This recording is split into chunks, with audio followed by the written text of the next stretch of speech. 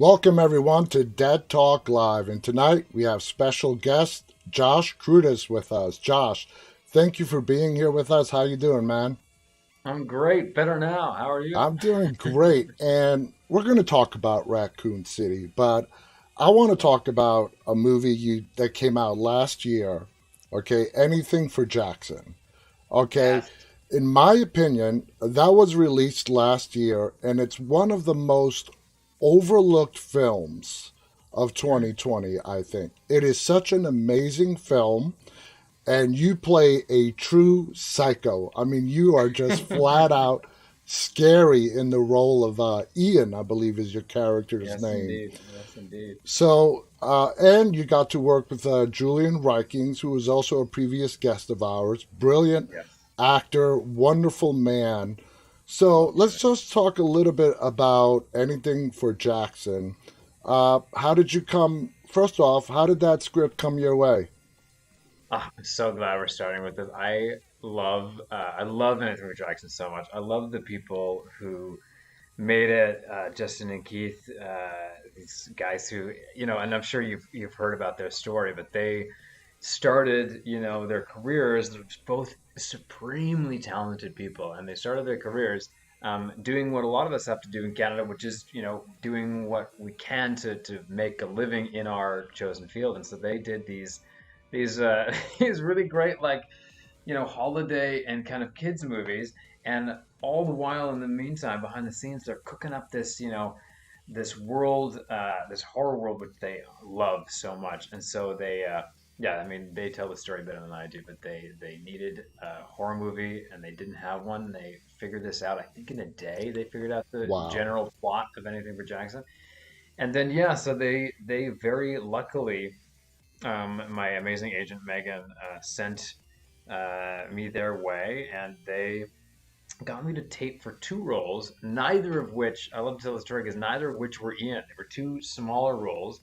And I taped for both of them. My buddy Chris George, who's an amazing actor, he, he has to do all my tapes with me, and we did these two very different tapes, and then sent them in, and then got word back that Justin Keith had wanted me to play the role of Ian, and yeah, it was like doing that job. That it's more than a job. It was one of those films where I think everyone kind of knew, like Julian and Sheila, who are just unbelievable actors, Amazing. royalty in the Canadian world, and Julian in the horror world too, as you know. Like Hmm.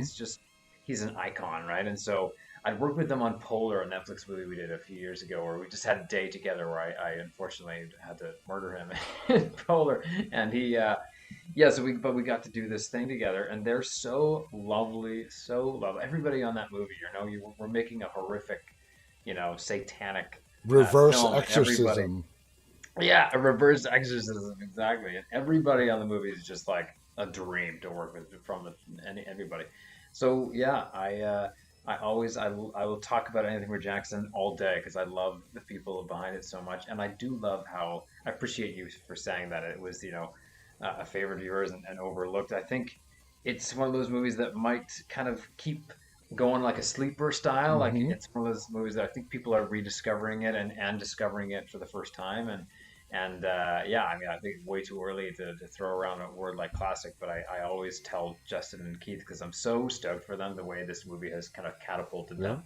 And yeah, I'm so honored to be a part of it. And who knows, it might be one of those movies we're looking back in 20 years on. Like, And that for wow, those of you that have not heard of it or have not seen it, it is available for streaming on AMC Plus. It's a must-watch recommendation. Now, your character in that is multifaceted. You yeah, are part of the nicely. Church of Satan, Yeah, okay? isn't that Something, great, Church? yep, something that your character takes very seriously Yes, yes. in all its practices and whatnot. But at the same time, you're living in your mom's basement. Uh-huh. Okay. Great place. So, I mean, and, just your interaction, there's a little bit of psychopath, maybe more than Yep. just a little bit. Walking into a room where you see a kidnapped pregnant woman tied to a bed just doesn't phase you. Did you do anything special to get into the mindset of Ian? This is a great question. Yeah, he is someone who I didn't really want to go too far into because of just the kind of the dark places where he goes. But I think there's one thing I did in the script that I think helped out, and I think I would do it again in a similar role or similar situation where I kind of looked at him as a carbonated beverage waiting to explode. And I don't want to give anything away, but there's an arc that he goes on through the film. And so I think I remember writing in my script, okay, in this scene, we've shaken up the bottle. The bottle has been shaken for like 20 years, and we've shaken that bottle right up.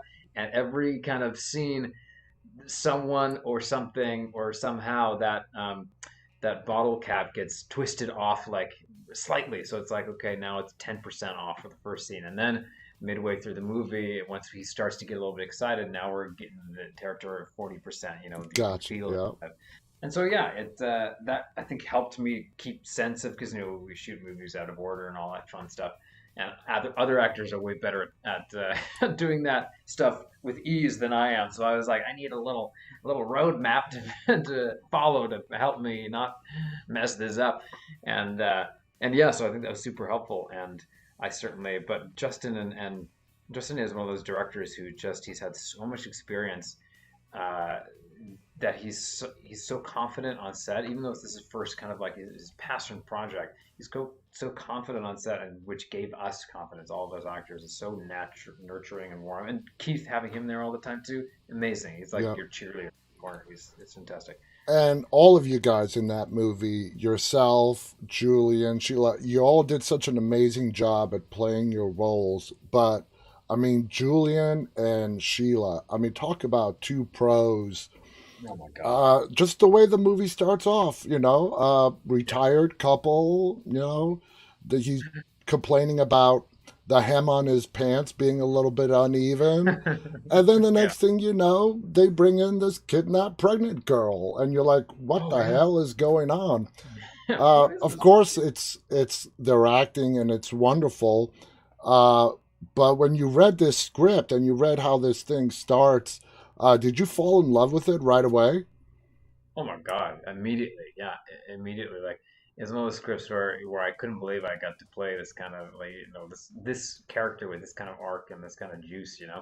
And yeah, Keith just has a knack for writing uh, brilliant stuff. Like his story structure work is fantastic, but also his character work is fantastic. And then he sprinkles in amazing lines here and there too. Where like as you've seen the movie, like Yeah. there's these lines you're like, oh man, like that's a line from a movie. Oh wait, it's not. It's from this movie, right? Yeah. It's like it's a cool kind of thing. But yeah, immediately. And Julian and Sheila, Sheila and Constantina, um, everybody in this movie were just like perfectly cast. But working with Julian and Sheila was just like, you know, yeah, they are such professionals, but they're also they're so at ease in these, as you say, insane situations where they're and in my opinion, only they could have played these roles where Hmm. you're like, oh, I love these people. They're perfect looking in the part. Like they look the part perfectly, but they're also like their performances somehow, and it's a very special thing for an actor to be able to do that is for them to do all these horrific things and you still are rooting for them in the movie. You're like sympathizing with what they're going through, even though they're doing this insane stuff. Whereas Ian, no one really sympathizes with him, but I try to add a bit of humor too, so like you catch yourself like chuckling Of course at I some of the can. stuff he's saying. Yeah, I Yeah, love that line. Of course I can. cutting Julian off. Yeah, those are the days where you're like, okay, I think I'm just gonna like, as a long shot, as a one shot. There's this particular scene where, yeah, it's one long shot, and I just was a bit. Part of me was like nervous about forgetting the lines, but I think I also was just like, we ended the day shooting that scene, so I had been hanging out for like 8 hours, and so I just was ready to ready to do it. So it's like I think Ian as well, he's in that zone. So yeah, no, Julie and Sheila, they're just so professional and yet so good at being villains of the story and also heroes at the same time. Now, just one last question on Jackson before we move Yeah. on. Do you, in your opinion, and this is your personal opinion, but do you think Sheila and Julian's characters in the end gained a little bit of redemption, not in anything they did, but in their, oh shit, we screwed up. In their downfall. Yeah. Um, yeah, I think they did. If you're talking about redemption, as in They realized they they got, screwed up. yeah, they got, what was coming to them in a way. I think they did. Yeah, I think there's this kind of like, uh, I think the movie, it couldn't have been any way. I don't think they could have survived No. for the movie to be successful, right? I think you had to kill them, or you had, they had to. Spoiler alert! Anyone watching the movie, but you had to, um, you had to have that Yeah. happen at the end, right? Like, and I think they did smartly do it where you still, even though this happens to them, you still sympathize with their plight, which is a marvelous thing to have two actors to be able to do all that, and then still at the end getting their justice, and yet you're still like, ah, it's too bad, Yeah, because you they're so kind of feel likable, bad right? for them in a way. Exactly. Exactly. Yeah. All right, so let's talk about now the new movie of yours just came out November 21st. It's in theaters, Resident Evil, a very famous franchise. This one's called Mm-hmm. Welcome to Raccoon City. Mm-hmm. The critic reactions, which I don't really pay attention to, have been mixed. Fan Yeah. reactions have been really, really good. Yes. What was it like, first off, to come into this franchise? Oh man, it was such a thrill. Like anytime you get to go into a world that people love, to me you got to treat that with the most respect and the most like excitement, and that's exactly what I felt. I was, because I'm a big fan of a lot of things too, and I honestly was a fan of Resident Evil too before I did it. I would always say I was way too scared to play it when I was young, like everyone else. Everyone else, Avin Druggy who plays Leon, he like grew up playing the games, and so for him he was like, yeah, let's do this. I was too scared, I couldn't do it, but yeah, whenever you're going into a franchise where people love it and have strong feelings about it, because I have strong feelings, like it's the same as if I went into like Star Trek or Harry Potter, like something like that I grew up on. Um, yeah, you'd want to really hope that the people involved are treating it with care, and so I certainly tried to, and which is amazing to see that everybody on that set, from the production team to the actors to the crew on the ground, everyone was treating this with just the same amount of care. And I think it shows when you hear the fans' reactions. They're Oh, like, oh, yeah. right, like there's stuff in this movie that I've been waiting my whole life to see in the big screen. So that's really cool. And this is a long running franchise. I mean, we're going back to, I Mm. believe, the early 2000s when Mila Jovovich Yes. did the first movie. Great movie, and it's just been going and going and going.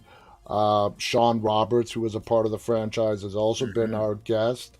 Cool. In Raccoon City, you play the character of Ben. For viewers that are unfamiliar with Resident Evil, how would you describe your character in Raccoon City? I'd say he's uh, an investigative journalist, emphasis on the investigative. He has some ideas, some concerning ideas about what he thinks is going on in Raccoon City, and he's kind of been stonewalled at every turn, and he's trying to get through to somebody, and he eventually gets through to the heroine of the movie, the heroine who's played by Claire Redfield, and so he tries to get to her and reach to her, basically to the importance of the situation that he believes is happening to all the people who live in this bored small town. And yeah, he's described as a bit conspiratorial, and he's also described as a bit crazy in the movie too, which I think is accurate in somehow in how he's portrayed. But at the end of the day, he does care a lot, just like everybody making the film cared. He cares about the people in Raccoon City and about the town itself, and about the fact that I think he really hates the fact that this giant corporation's getting covering this up, and the government's helping, and he's just mad about it, right? And so Yeah. he's really bitter, and that was fun to play for sure. Now, when you auditioned, was the Ben the role that you were auditioning for? Did you? Okay, so you knew you got Yeah. your audition for one part and you got it. How vigorous was the auditioning process?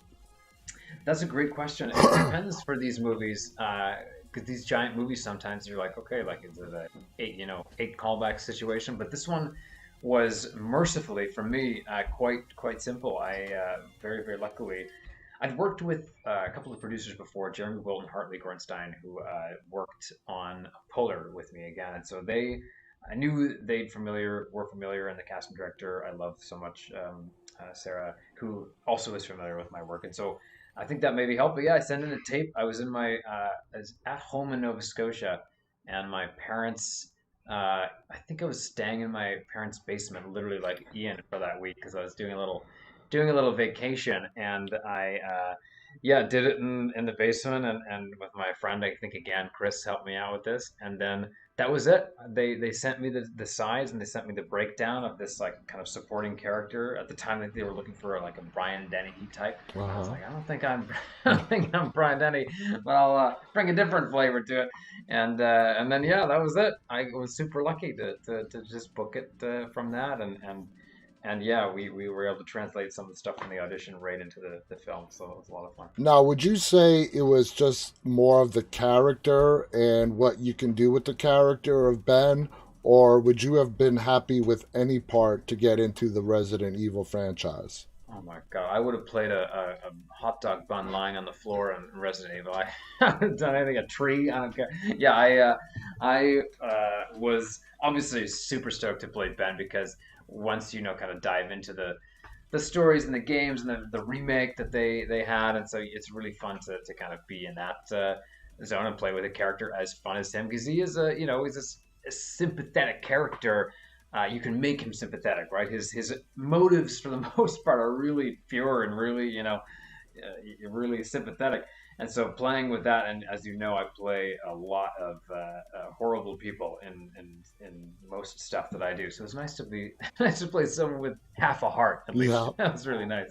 Now, Ben is a part of the games. Did you Yeah. feel any added pressure as you would be the first person reprising this role from the Oh games yeah. onto the big screen? Yeah, I think I would have had to be crazy to not feel a little a little bit of pressure or extremely arrogant. I haven't got there yet. I'm super. Yeah, there was a definite kind of wanting to be respectful and it's the same analogy. If I grew up with playing a game and seeing someone in a game that I really loved, and then the person playing that part just didn't seem to take it seriously or Hmm. whatever, or do the proper research and all that stuff, then yeah, I'd be sad about it. So certainly it made me make sure I was crossing all my T's and dotting the I's. That's for sure about his research and stuff. But it's a lot of definitely pressure, but also a lot of excitement. Because as someone who loves video games, I was very excited to be in a video game world. It was like a dream come true for little 10-year-old John. That's for sure. I mean, your situation, it's kind of unique in a way. I mean, a lot of actors when they book roles, they have either it's from a book or it's a reboot or it's a brand new character in a screenplay. You are bringing to life uh, a character from a video game. So I mean, you said you knew of the character, you knew of the game. Did you do any other kind of diving or research to try to get a feel on how he was presented in the game, and maybe carry that with your own unique aspects to the movie? Yeah, that was super important. Just like uh, playing the game, obviously playing the remake and the original, and then kind of also going into YouTube and seeing other people's kind of perspectives on what was happening in the major scene in the game that he's part of, and then yeah, just also researching as much as I possibly could about Raccoon City, like the world in which Raccoon City operates and how that city was in different interpretations of it. So I kind of try to cover my bases and uh, and the world of Resident Evil itself because I didn't play it as much as a kid, so I really wanted to make sure that I yeah dive fully into that world. And it's so amazing. Like video games often are, where they're so well thought out because you have to like have possible you know every possible path be a path that a player could take, right? So the fact that that exists means that there's so many possibilities and so much 360 kind of a world building going on. And so I was, yeah, super excited to dive into to the world of Resident Evil and just get immersed. And it's terrifying. Like it's at the end of the day, it's just so scary. It And I'm is. just, I'm not a, which is ironic. I do all these horror movies and I still get scared by everything in every horror movie. I'm so desensitized. And so like that was the big takeaway. You're like, okay, yeah, we're gonna make a scary movie, and we did. Like, or not, we can't really take credit at all for everyone Oh, else's you work. can, But you yeah, can. they really did. Now, how does it make you feel that this film is being hailed as the one in the franchise that is most faithful to the game? And fans love that. Well, that's fantastic news. There's music to our ears, I think for sure. That was what we were trying to do, and that's what Johannes was definitely trying to do. That was what the goal was of the movie, was to make a game finally that was, you know, that people could kind of players of the game could watch and be like, oh, like there's something I noticed, and like just basically have a smile on your face the whole time. And so the fact that people are saying that is just fantastic, and I'm honored and excited that they feel that way. Now, this, like I said, this film is being praised as being very faithful to the game itself. Um, was there always a sense of confidence with you, your castmates, the crew, when you guys got done and you wrapped filming this movie, that you know what, we did it right, this is going to be good, it's going to be received well? Or was there some trepidation, some anxiety, fear on how it would be received? I think whenever you're in a big franchise like this, there's always going to be a bit of nerves about, what people are going to think and if we did what we wanted to do. But I can only speak for myself, but I know that Johannes and certainly the other actors I worked with, Alvin and Kaya, especially in Donal and Morena, like we all knew kind of the stakes that we were playing in. That's for sure. But I think certainly for myself, I wish I was there for the wrap because it was COVID times. I was shooting another movie in another town at the same time, so I was a bit all over the place in terms of location. But I definitely felt when I left my work on Resident Evil, I was like, I think this is going to be really cool. I think people who love these games are going to love this movie just because walking into the sets, uh, they've created these sets so much like the sets in the games, and so much so that I think Johannes has been saying this in another interview, but he got the blueprints from Capcom to kind of create Wow. these places as best as they possibly could, right? So when you do that, there's a beautiful shot in the movie of the Spencer Mansion, and they linger on that shot because they know that it's so cool seeing like this building for the first time in real life. Yeah. Here's like an actual staircase, actual chandeliers, and then actual actors playing these characters on this set. And so I think that was sort of a moment where I was like, oh, I hope Johannes is really proud of that because that's exactly what he set out to do. And I think people, like you can hear in the theater, people I got to see it last week, and people were like, you can see the smiles break out on people's faces, right, when you've got a moment like that. So I hope they're super proud of it because I sure am. That's for sure. And do you think it was important for fans? This film, as opposed to some of the prior recent ones, leans more into the horror as Mm, opposed to the all action mhm. side of things. Do you think that was if you were to guess, do you think that's a big part of the film's success so far? I think so, yeah, because again, just going back to the games and my own fear, like it's just they're terrifying, right? So going and making a movie that's not terrifying, I think would have been a disservice, I think, to the games. And so I think they really made sure that I've seen the movie twice now. Sony sent me a screener, and I was watching it in my own house, and I've read the script I don't know how many times, and I'm there behind like a pillow, like not able to look at the screen because it's so scary. So you've got these you know, moments in the movies that kind of mirror moments in the games, and also just the general vibe. The general aesthetic is pure zombie terror, and I think that's kind of what happens a lot in the games. Again, I think it's even worse playing. I don't know. You probably play video games too, but when you're in control of like your view and you just and like a zombie comes out of your left shoulder, something like that, it's so scary. And so they really were able to. There's a couple sequences in this movie where they're really able to capture that sense of chaos and terror rolled up into one and given to you on a nice plate. And it's real scary, that's for sure. Now, the film's director, Johannes, am I pronouncing that correct? Yes, I think, yeah, you Uh, answered, John. Yeah. uh, has said it was very important that they wanted to set a very dark tone for Hmm. this film. Now, as you being in front of that camera, give us some examples of what the director did to achieve the overall dark feeling of this movie. Yeah, I think the main thing was they he took the light switch and just turned it down. It's really dark. Every set you walk in, you're like, where's my hand? So yeah, that was the biggest thing. But certainly, like, there's just an aesthetic. I think like one of my favorite things on one of the sets I was on, where they had a light that was like, the light that's like about to go out, like Mm-hmm. a one that's flickering, Flickering. and it's real hard. Like on a movie set, you can't just put a light that's about to bust in the thing. You got to actually have a guy or any someone, or possibly there might be actual lights that do that now. And it's not my area of expertise, but just little things like that, right? Like making things a little bit off and making things a little bit spooky any way they could, and then all of that added up, plus the soundtrack by Mark Corbin, who's an amazing Canadian composer, and just made it so scary. And so that combined with the soundtrack, the atmosphere, yeah, it's real dark. And I think too the fact that they weren't shying away from some of the, it's an R-rated movie too, right? So there's some blood and some bad words and all that kind of stuff. And so I think combining all that stuff together makes it more of a mature affair for sure. Absolutely. Now, you have done your fair share of horror and have worked with many different directors.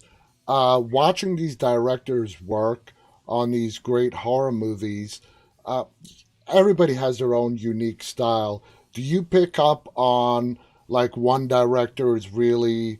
I've heard directors say they're focused on colors, Mm-hmm. others are on sound, and Mm. there is no right or wrong way to do it. It's No. just everybody's different vision, and if it when they do it, it ends up working. Do you gain an appreciation for watching all these different directors work and all the different elements that they bring into making a horror movie in specific?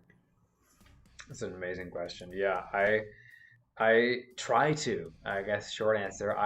Johannes is was another one of those directors who just he made it fun. Like he was obviously carrying some weight on his shoulders about doing this movie with this big franchise, but he he was at ease and he was clearly so, but he also clearly cared so much about the story and about the characters and about the world he was creating, and at the same time was funny and entertaining and just made us all want to be there and want to give our best work too. So I love him for that. But yeah, it's fascinating to see different styles and how, as you say, they usually all work. Like it's one of those things where even if a director has a certain style, we're like, okay, I'm a very cinematography focused director, which I've worked with some of those directors as well, um, and they'll make a great movie, and then you have an actor's director who's more kind of like on the playing around like as if we're on a stage in a theater, and then that movie works too. So it's amazing for me to see how all of these teams come together to create the vision from the director or the producers, whatever, and how it somehow usually all comes together, even with the different focuses happening. And so I don't know if there's any way that I prefer. If I decided to direct one day, I don't know what I would do. I think I would probably just run away and cry in a corner for 10 hours. It seems like so much pressure to me, but they they somehow do it, so it gives me hope. Now, Raccoon City does it really nice on in certain scenes where it doesn't serve up the story on a silver platter. It really lets the audience sort of try to put their own interpretation into the film, sort of making it viewer interactive. Do you Mm. like that way of storytelling? I do. It's complicated for me. I also, one of my other jobs is I write music for films, and Yeah. so I have a bit of it's a perspective that I wouldn't, I think, have otherwise had if I was just acting. And so I find it difficult, personally, really hard as a composer to not serve the story on a silver platter. I'm learning how to not do that and how to kind of let the movie, do what it needs to do, and the music can kind of not give, not, again, not manipulate and all that kind of stuff. So I'm learning about how to do that. Um, but I can't say like because I'm also one of those people who loves to be emotionally manipulated in a film. I love it. Hmm. When you're watching a movie and they're like trying to make you cry, I'm like, sign me up. Here are the tears. They're coming. Fast and Furious. So it's one of those things where I don't mind being emotionally manipulated, which might be something I should look at in my own go to therapy or something like that. But for now, I think it's uh, as someone on the other side of that, when you're making a film, I think it is important to let the audience kind of figure things out on their own. I think it really is important, and I'm unfortunately extremely dumb, which is I think why I like people to like tell me exactly what's going on. But I do love those movies where you get to talk for like 20 minutes afterwards because you're so you know everyone has a different opinion on what's Exactly. happening. So I love those kind of movies too. So I don't know. I'm kind of not giving you a good answer because I'm in both worlds. I No, love no, it the makes perfect sense. you know And you are a composer. I'm glad you brought that up. I haven't had the privilege to talk to that many composers. So let's talk a little bit about composing a score for a film. Now, as a composer, how does it usually work? Do you get to see the product with no music and then you're inspired to create? Or are you asked uh, just given verbal description and then asked to create? How does it work, and which process works better for you? Great question. Yeah. It depends on the film, depends on the team. I've worked in certain films where they will give me kind of the blank slate, where they're like, "Here's the movie without any music." Sometimes they will give a couple of verbal cues, like, "This is kind of what I'd like to have here. This is kind of what I'd like to have there."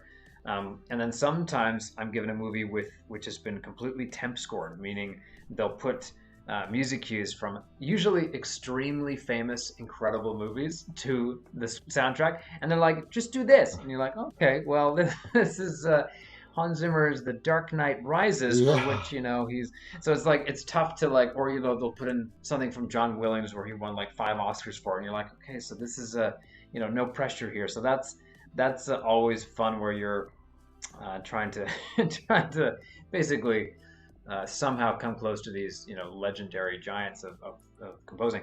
But I do find it helpful too because then at least you get a ballpark of, okay, what's the vibe, what do they want to see here, so I'm not wasting my time, not wasting their time. I can, if they want a cue that sounds in the vein of the Dark Knight, Hmm. then I'm like, okay, I know what that is, I know what world that is, I know how to operate in that world. And then you kind of And you Hans know Zimmer, I mean, oh my God, I mean, Oh, he's so iconic and he's so influential too. If you ask any composer right now, like how many times they've had to get a temp score with something of his, whether it's Gladiator or Dark Knight's a big one. Like it's happened so many times where they're like Interstellar, I mean, it goes on and Interstellar, on, yeah.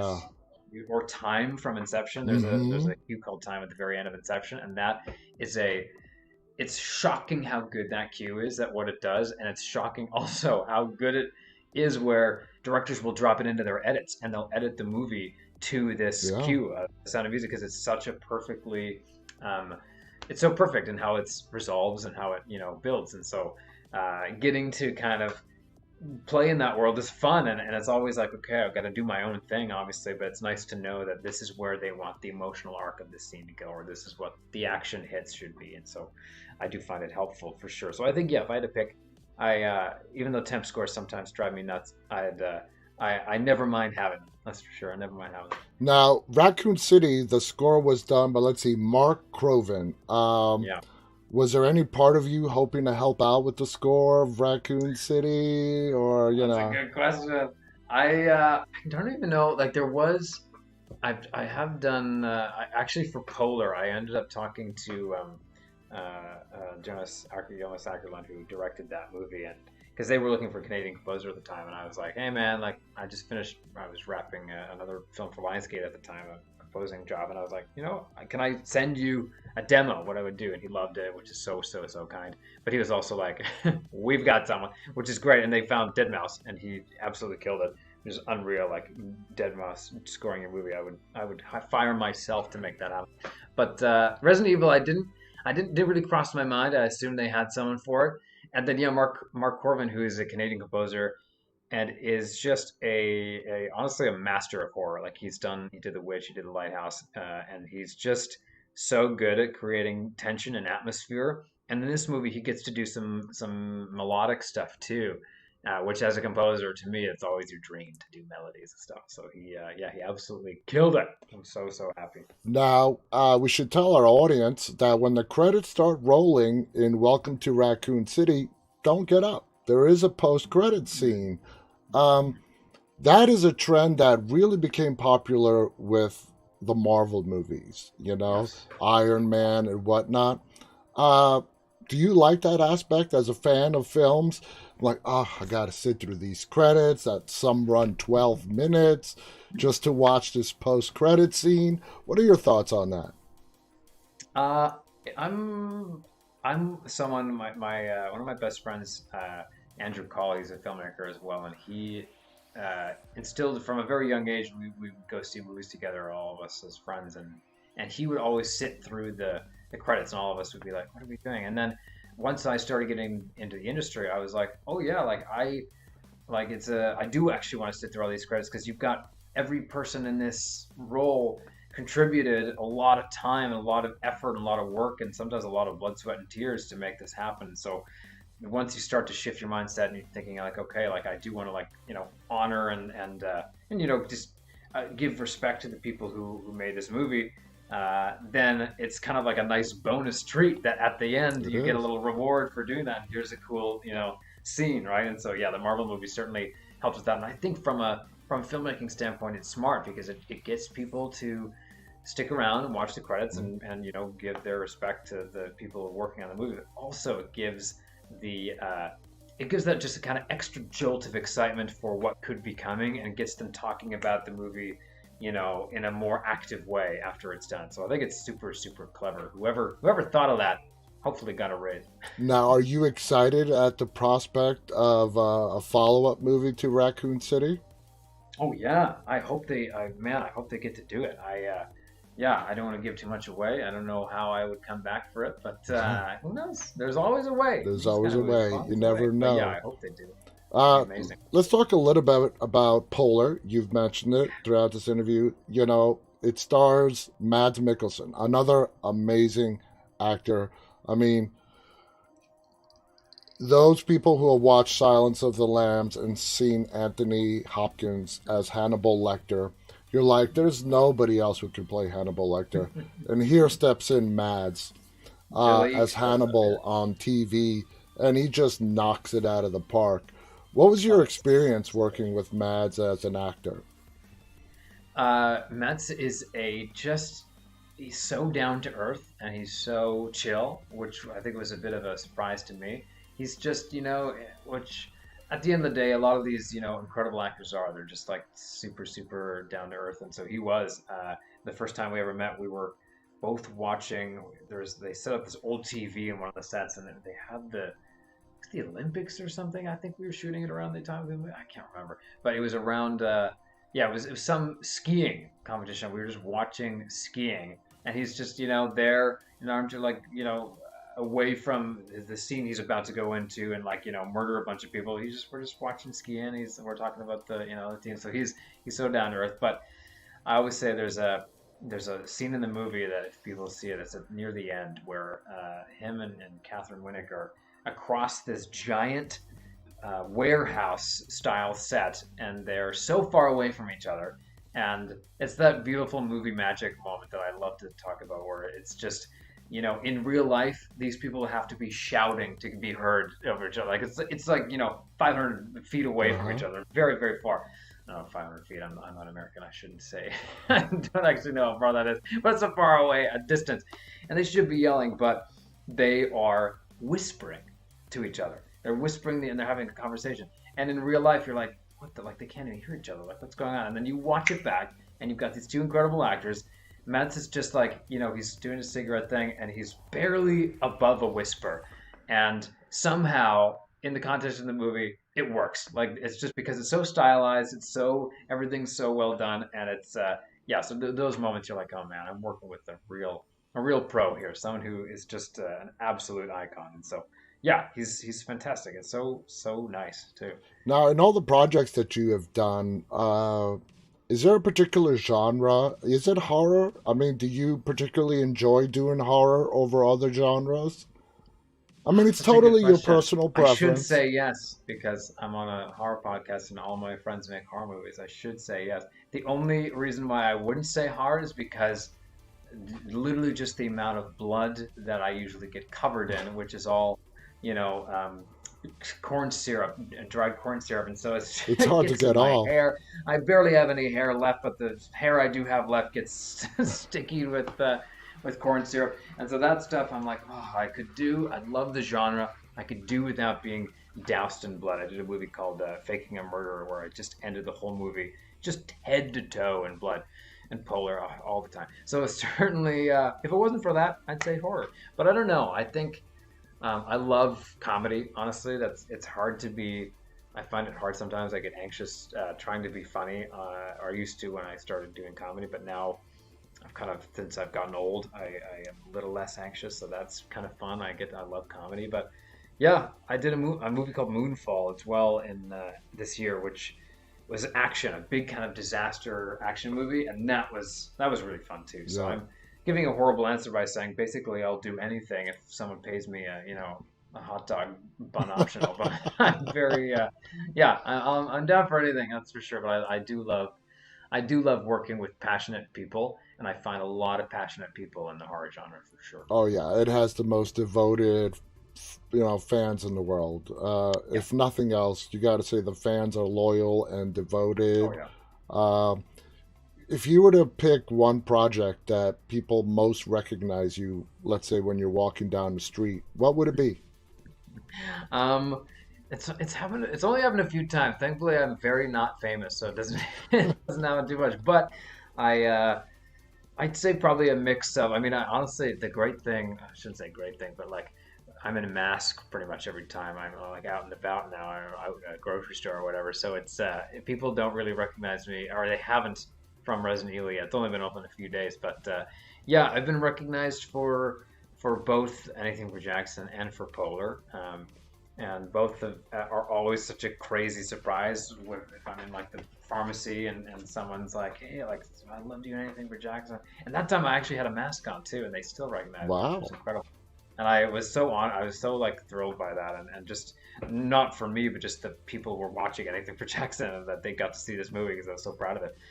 So yeah, I'd say probably a tie between Polar and Anything for Jackson. First time I ever got recognized for Polar, I was so shocked. It was in LA actually, and I asked the guy who recognized me for a picture because I was like, "This doesn't happen very often. Do you want to take a picture?" He was like, "What the hell?" Okay, he was very kind, but it was a bit of a unique move, I think. Now, anything for Jackson, I don't even know the answer to this. Did it go straight to video on demand or did it have a theatrical release? So it did a festival circuit, the festivals at COVID at the time. But yeah, we it got into so many festivals across the world, which is amazing.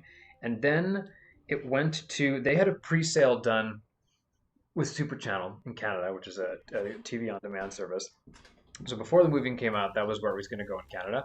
But they did some Fantasia, they did a bunch of amazing festivals, and then Shudder picked up the rights. So Shudder now is on it, and that's how you can watch it in the States, I think. But then in certain territories across the pond, I think in Russia and some territories there, it was in theaters. So that was a real thrill for Okay, cool, cool.